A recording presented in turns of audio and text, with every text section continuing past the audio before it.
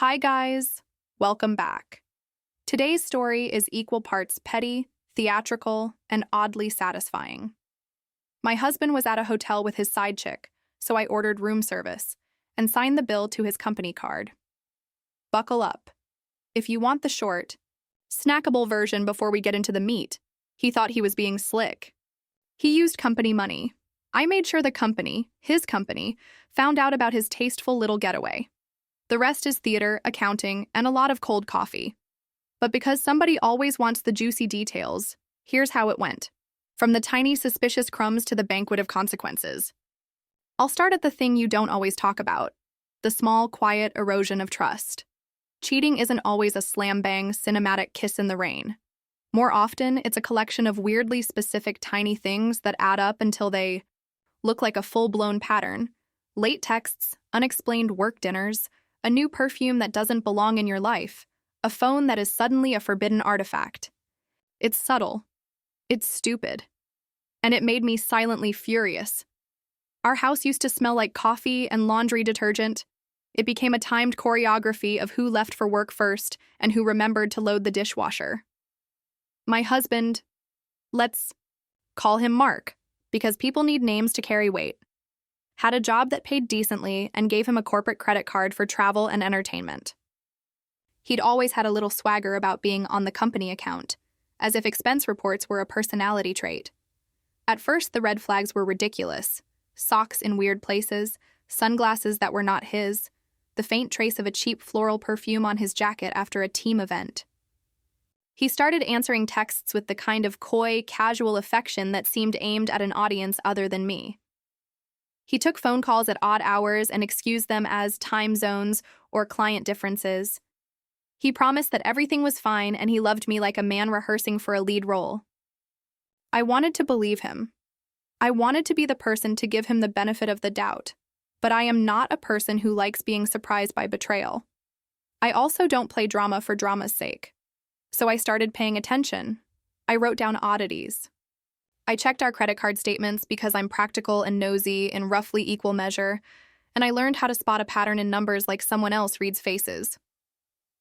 One Sunday morning, I was on a slow scroll through Mark's laptop because apparently I have become that kind of person. I found an email with a confirmation number for a hotel reservation, same city, date that matched one of his late strategy meetings, and, crucially, it was in a name I didn't recognize. The confirmation said, "Single night, room reserved under Mr. E." Corporate account billing. The phrasing made my eyes narrow. Part of me admired his commitment to bureaucracy, and the other part wanted to punch a hole in the drywall. I did not immediately confront him. Why? Because I wanted to be smart about it. I wanted the moment to feel like a reveal in a noir film, not a chaotic crying scene on the kitchen floor. Also, the man had used the company credit card before for lunches and travel. The idea that he would use it for a romantic stay was both stupid and audacious in equal measure.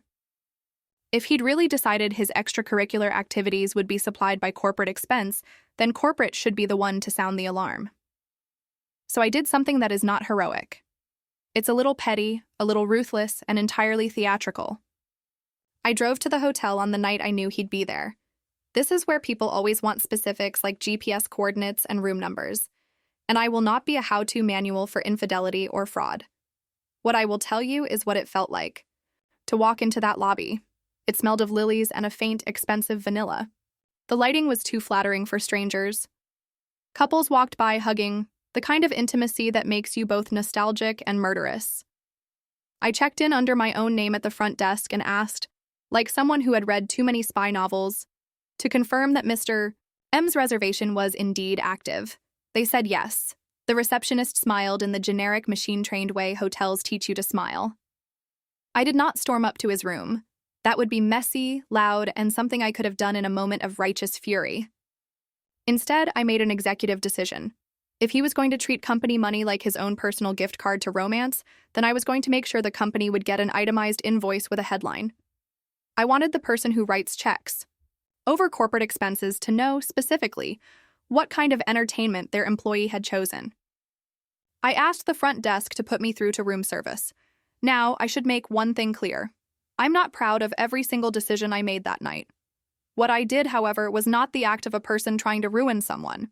It was the act of a person who wanted accountability and theater. I ordered the fanciest, most ridiculous, ostentatious dinner the menu offered. Think in the realm of items that are delicious and also conspicuous. I asked for champagne that costs like the price of a modest dinner out, an appetizer that comes with micro herbs, oysters if they had them, a main course that was indulgent beyond reason, and a dessert that came with a presentation. I asked for extras, a luxurious cheese board, a second bottle of wine, a late-night dessert tray, and to finish the performance, a room service coffee so pretentious it required a separate cup. Then I asked if the hotel could bill the charge to the card on file for Mr. M's reservation. The person on the other end did what hospitality employees do when faced with corporate billing. They followed procedure. The order was confirmed. They promised an expected delivery time. They told me it would be set up nicely and that I should enjoy. The line felt like velvet under my thumb as I hung up. I could hear the rationalizations already in my head. You're mean, you're manipulative, you could have handled this differently. Fine. But parallel to my fury was a very dry ember of comedy. The idea of his company getting a bill with an itemized list of romantic indulgences in his name felt like poetic justice. Expense reports rarely have consequences, unless someone uses the system like an open tab at a strip mall. He had been sloppy enough to use that corporate account. Sloppy is my favorite sin of cheaters because it is the one that trips them. I wandered the hotel lobby for a while, pretending to be a weary traveler in need of a cocktail.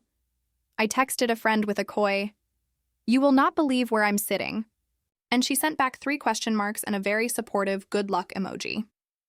I wanted to be the kind of person who reacts with dramatic fury, but the theater in me wanted a different cadence, slow, with a crescendo. The knock on the door came about an hour later.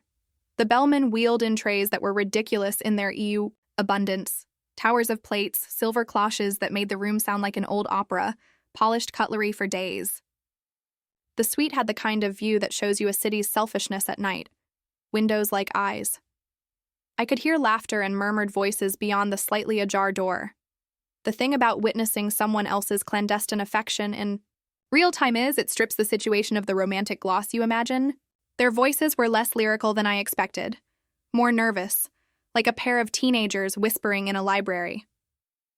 My presence behind that little tray of food felt cinematic and taboo. I put the tray down and left a note that said simply, "Enjoy." A friend. I wanted them to know someone had facilitated the bill without being loud about who, and then I left. I drove home in a sort of stunned, giddy silence. I had arranged the show. The hotel would send the bill to corporate. HR would look at it. Someone in finance would scratch their head. What I could not have predicted was how quickly paper can jump from a hotel invoice to the attention of a manager. 2 days later, my phone started buzzing with texts from people I know and do not know. "Is Mark okay? Did someone tell you? We hate to gossip, but..." The company's HR had a way of making things official very quickly. Mark got a call at his office and was escorted to a room by a manager who does not smile often.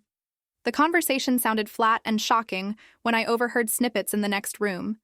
The manager reciting expense policies, the HR person asking whether personal expenses had been placed on corporate billing, the polite insistence that the company would investigate. He came home that night with the face of a man who had been given news that some very expensive, irreversible thing had happened. He was pale and defensive and suddenly very aware of the shoes he wore. He'd told me something half-truthful earlier, about a colleague. But now the thing had a name and a smell and an invoice attached. He tried to explain, the way people explain when there is a ledger. I thought it was a work thing. It was a pathetic sentence that flapped like a desperate bird. My decision to not make the night about shouting paid. Off in a way I hadn't fully calculated. The consequences of his actions were going to play out in ways that would be visible to the people who mattered in his professional sphere. The company takes misuse of corporate funds seriously. That's part of what I exploited. He had chosen to blur the lines, and the company was obligated to look at the paperwork. I didn't have to forge anything or lie. The hotel's invoice exists independent of my intentions. The truth was a piece of paper in a file. You might ask where the side chick factor came in. Well, turns out she was a woman named Claire, younger, well-installed in a consulting firm across town. someone he'd met at a networking event whose name was suspiciously like networking. She wore overly trendy phone cases and had a laugh that sounded like a ringtone. Claire was very good at appearing casual. She was not, however, very imaginative about discretion. She didn't realize corporate cards and receipts connect differently than secretive lunch dates. She didn't foresee an accounting system with the memory of an elephant. The day the company contacted me was the day the small world of our marriage began to reveal itself like a stage set. HR asked me whether I wanted to file a statement. I gave them the truth and nothing more. I told them what I knew, and I told them that Mark had been using his privileges in a way that was not authorized. They were professional. They file things. They shuffle papers. They try to be neutral and somewhat sterile when people's hearts are messy. Mark's explanation to HR was thin and breathless. He called it a mistake. The company called it a potential misuse of funds. There are differences in framing and words matter. He begged me not to press further, but by then I already watched, with the sad calm of someone who has learned how to simmer rage into strategy, as the email chain crawled through the corporate machine. The inevitable internal meeting happened. There were faces in rooms that looked like the faces people make when they are about to schedule a meeting you don't want to attend. The company has policies. The company has reputations. The company has shareholders and a sliding scale of consequences. I watched him from a distance as the invitation for a formal inquiry arrived in his calendar.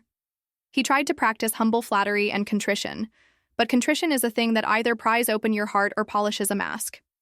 His was the second kind. He was placed on leave during the investigation. He picked at his cereal at home like a man who had been asked to return something valuable and didn't know how to. We argued about what I had done. He called it entrapment, humiliation. I called it consequence. He asked me to apologize to his boss. I asked him how he planned to reconcile his choices with the life we were supposed to be building. He wanted me to be both his forgiveness and his sanctuary, the way people want both absolution and protection without doing the work. The company's investigation was bureaucratic and slow. There were spreadsheets and emails and a woman from HR who spoke in the soothing register of people who have seen too many humans behave selfishly. The finance department sent a memo. The legal team made notes. The manager called him into a room and, with a voice that is often used to cancel subscriptions, explained that corporate funds are for business reasons and that personal expenses could be considered misuse. Somewhere, in the chain, a person with the title that has the power to remove someone from employment read the invoice and decided that optics mattered. On paper, it's dry, expense report flagged, investigation, potential disciplinary action. In reality, it is messy. Conversations at cocktail parties, rumors that travel was being audited, a boss shifting from cheerleader to neutral observer. He was eventually disciplined, and while I won't relish the details of his corporate consequences like a vulture, I will say this. There is an odd sense of fairness when someone is held accountable, not only where it hurts their pride, but also where it counts for their career. At home, the wound is different. There were nights he sat at the kitchen table and tried to talk about how he got into it, in a way that sounded vague and slippery. I felt lonely, he said. I don't know what I was thinking. He used lines that had a new, unpleasant currency, phrases that could be repackaged as charm in a different context. I listened the way you listen to a song you once loved and now cannot stand, because you know all the notes and where the false ones sit. I won't pretend I was magnanimous. I wanted him to feel the embarrassment, the loss of workplace respect, the cramped sensation of having your deeds mapped by someone else. I wanted him to touch the consequences of his choices, but I also wanted to be pragmatic. This was not a novel I thought would end with him begging at my knees and a reconciliation montage. I wanted him to understand the cost of treating the boundaries between work and personal, like suggestions. We tried therapy. We went to a woman who had a soft hoodie and a catalog of phrases that attempt to make sense out of betrayal. She asked questions about motivations, patterns, childhood modeling of relationships, the kind of deep archaeology that is impossible to accomplish in a single session, but that helps you feel like you are being offered tools. He did some of the work. He admitted things that were honest sounding. He changed some behaviors because the consequence of losing a job is an effective motivation to appear repentant. But there is a difference between changing a behavior and changing a pattern. He could stop taking the train to the office in the morning and still find ways to avoid the things that made him present. And Claire? She faded. in the way people do when the reward is no longer convenient. I saw that with a private satisfaction that felt childish and righteous. She sent a few defensive messages that turned into apologies and then stopped messaging entirely. People who function as conveniences in other people's lives tend to be nimble. They walk away when the cost of involvement increases just enough to make them uncomfortable. There were practical things to handle: conversations about finances, lawyers asking whether infidelity should be included in paperwork. In our state, it didn't materially affect division of assets, but it was emotionally salient. And the small household rituals that indicate whether a shared life will continue. I filed paperwork, not out of fury, but out of pragmatism. There were forms to sign and questions to answer, and in the midst of it, the theater I'd staged seemed both necessary and unnecessary. Necessary because it forced clarity, unnecessary because it was dramatic and truth can be quieter. Months later, the house feels different.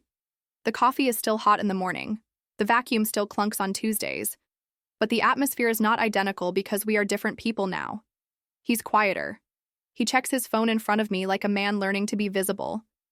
I am more guarded. I have smaller zones of trust. I also have a strange new skill. I can read a receipt like someone reads a map. I keep a folder of red flags like a connoisseur keeps a wine list. Was I cruel? Maybe to some degree. Was I justified? In my view, yes.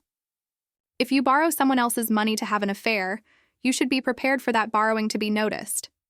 If you make choices that treat other people as background decoration, someone is allowed to take the stage and point. I told this story because it felt like both a private victory and a cautionary tale. The real moral isn't get revenge, although revenge was delicious like midnight chocolate. The moral is, if someone treats your relationship like a free open bar, they will eventually find a bartender who checks IDs. And sometimes the bouncer is corporate accounting. Before I go, because like every good Reddit confession, this video needs to close with a crossroads for you, the audience, I'll ask the real question. What would you have done? Would you have confronted him in the hallway, made a scene that people could retell, or plotted a quieter justice that involved emails and invoices? Or would you have packed up and left immediately? Tell me, what's your brand of revenge? Theatrical, quiet, or just walking away? If you liked this story and want more, hit like, subscribe, and drop your opinions below. I read every comment and I love hearing about your choices and your petty victories. Thanks for listening. I'll see you in the next story. Bye.